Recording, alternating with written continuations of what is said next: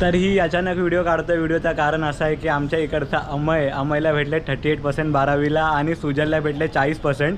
तर आता त्या लोकांची काढतो मिरवणूक. तर ही व्हिडिओमध्ये तुम्ही पुढे बघा.